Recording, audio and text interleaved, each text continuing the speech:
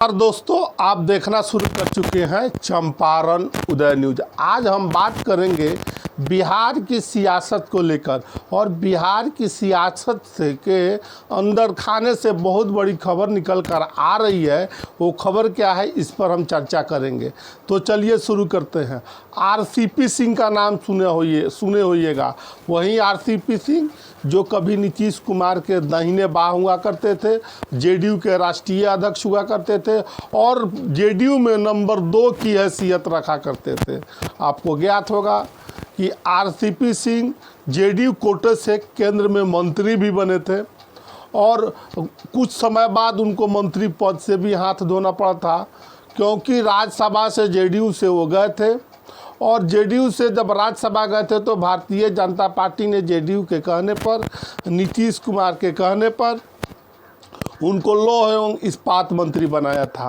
अब आपको आरसीपी सिंह अभी क्या कर रहे हैं, जैसे कि आप सभी को ज्ञात है कि नीतीश कुमार और भाजपा की जब मनमुटाव थी तो जाते हैं और वहाँ पर अपनी ज़मीन तलाश करते हैं। तो अभी आपने देखा कुछ दिन पहले ही जेडी और भाजपा की दोस्ती हो गई और बिहार में सरकार बन गई। तो बिहार में सरकार बनने के साथ साथ ध्यान देकर सुनिएगा, आरसीपी सिंह की महत्वता कम होती चली गई। आरसीपी सिंह को आशा था कि भारतीय जनता पार्टी लोकसभा में हमको टिकट देगी और कहीं ना कहीं से हम चुनाव लड़ेंगे।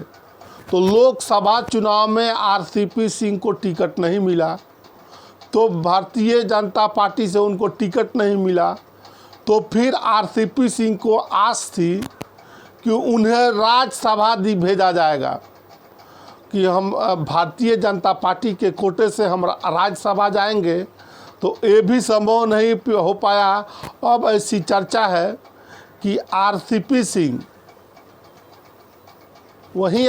सिंह जो लिपि सिंह आईपीएस की पिता है, एसपी लिपि सिंह के पिता हैं, रामचंद्र प्रसाद सिंह, कभी नीतीश कुमार की पार्टी में 2 नंबर की हैसियत रखने वाले, अब वो अपनी पार्टी बनाने जा रहे हैं। और उन्होंने 22 जुलाई से ही उन्होंने क्षेत्र में अपना जगह जगह जिले में भ्रमण करना शुरू कर दिया है।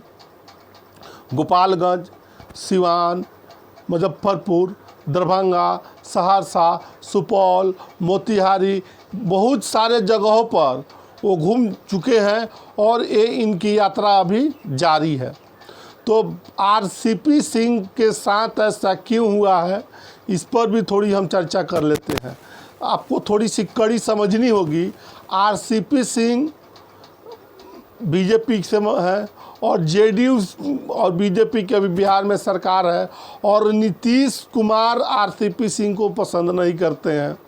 तो सबसे बड़ा सवाल है, भारतीय जनता पार्टी अभी चाहती है कि हमारी बिहार में सरकार रहे और आरसीपी सिंह को भले ही हंसिए पर चले जाए।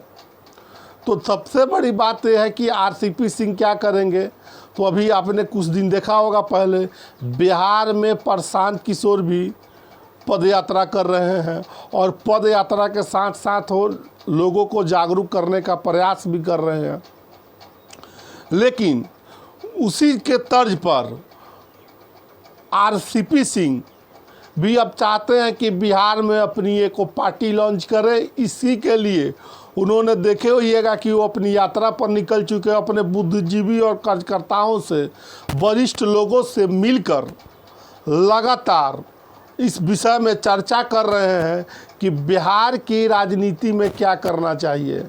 जैसे कि अभी कुछ दिन पहले मोतिहारी में आए थे, तो मोतिहारी में भी उन्होंने गहन विचार विमर्श किया है कि अब क्या करनी चाहिए, और सारे लोगों को रिपोर्ट एकत्रित करके, लोगों से राय मशवरा करके बिहार में वो चाहते हैं कि अपनी एक पार्टी बनाएं और पार्टी बनाकर बिहार में विधानसभा चुनाव लड़े।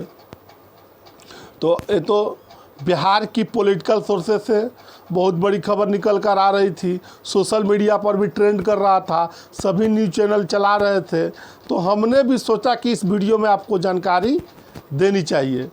आरसीपी सिंह नालंदा से चुनाव लड़ना चाहते हैं। एक और बात आपको हम बताते हैं, नालंदा से ही आते हैं आरसीपी सिंह और नीतीश कुमार, दोनों कुर्मी समुदाय से आते हैं, कुर्मी जाति से आते हैं।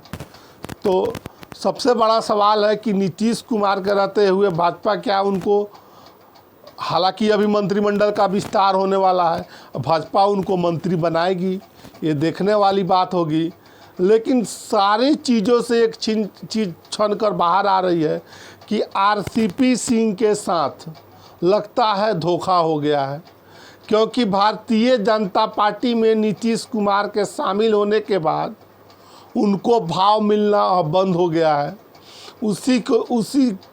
उसी के लिए हो सकता है आरसीपी सिंह के मन में खटकता हो और पूरे बिहार में घूमकर अपनी पार्टी, अपने लोगों से, बुद्धिजीवी लोगों से पार्टी बनाने के लिए संपर्क कर रहे हैं और यात्रा कर रहे हैं।